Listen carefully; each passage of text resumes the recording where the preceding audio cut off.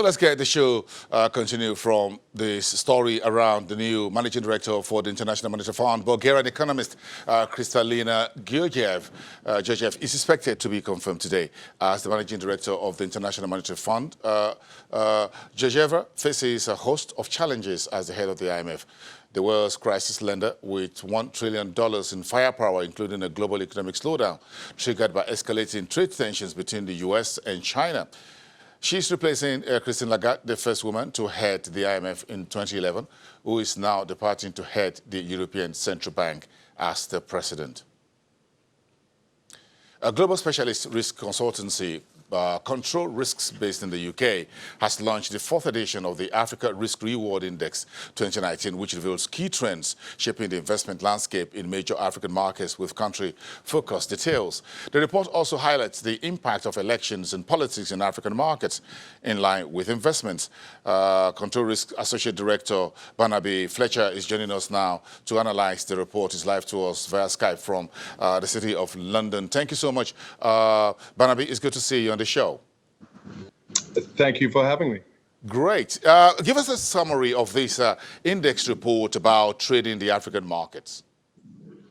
Sure. So the Africa Risk Reward Index is something we put out once or twice a year, working with our partners Oxford Economics and their Africa-focused subsidiary NKC African Economics. And the concept is very simple. We give each country a risk score based on a series, our assessment of political and economic risks, such as the prospect for political instability, and a reward score based on economic indicators, including things like the demographic profile of a country and its economic structure.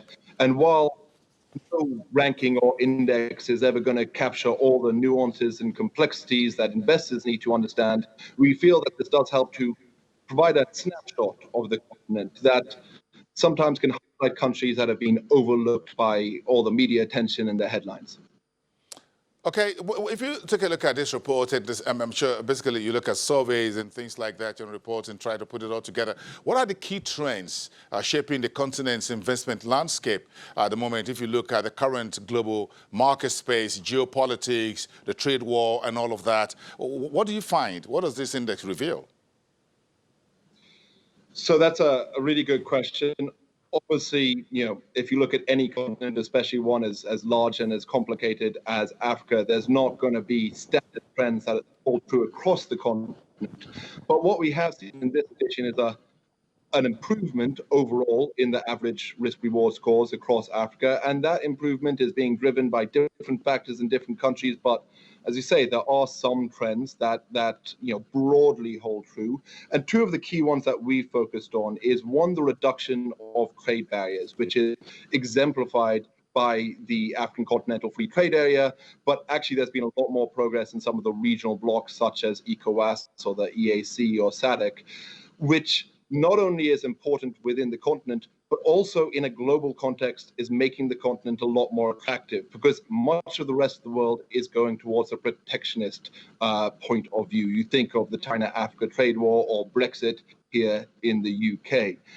The other key trend that we've looked at is this surge of geopolitical interest in Africa. So you have this standard, somewhat cliched narrative of US-China rivalry in Africa, but actually the EU is incredibly interested, and we've seen a lot more time and resources being poured into Africa from new players, such as Russia, such as Turkey, India, and the Gulf states.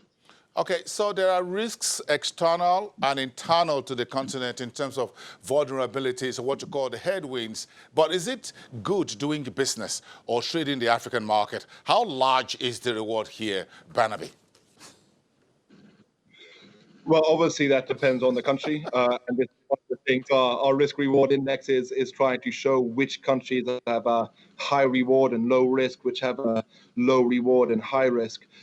But generally, yes. I mean, Africa represents a hugely exciting economic, and especially because it is moving in a direction of regional, of reducing trade barriers in a way that a lot of the rest of the world isn't. You also, another trend we're seeing is that you have these reformist leaders coming in countries such as Ethiopia with Prime Minister Abiy Ahmed, or Angola with President Lorenzo, or South Africa with Ramaphosa, who are adopting a kind of pragmatic, reform-minded position, which, there are caveats to all of this. These reforms are not going to proceed as fast as some people hope.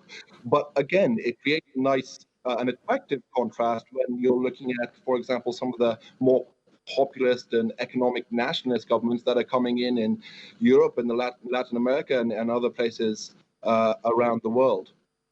Okay, a quick one. How much impact those politics and elections on the African continent have on the markets and investments? In about a minute. So politics always has a huge impact on economics, and this is why we work with Oxford Economics, our economics partner, because you can't separate the two, and that is as true in Africa as it is anywhere else in the world. As I mentioned before, I'm calling from the UK, and you just have to look at the impact that the political decision of Brexit is having on our economic outlook. Having said that, one of the key points to remember is that politics only goes so far and can only change things so quickly. So I mentioned these new reformist leaders that are, Ethiopia and Angola especially, that are coming in with bold, ambitious reform agendas. And that is generally very positive. But people seem to be disappointed sometimes by the pace of reform and the pace of change.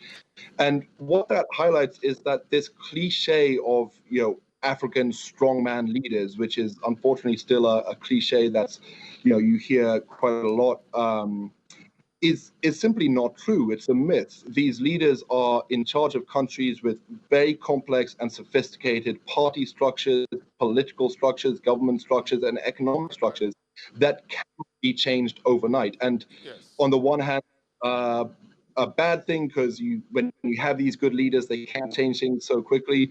But fundamentally, strong institutions are good for the stability of any country. Fundamentally, it's a good thing. Okay. Thank you so much, Barnaby Fletcher, Associate Director at Control Risks out of London. Thank you so much for your time today, talking to us about this new index report. And if you're checking the markets, you know there's a major report about the U.S. oil inventories today. Oil prices down. Ahead of that, the Brent is now down to $60.43. Let's leave it there for today. I'll see you again next time. Have a great day, everyone.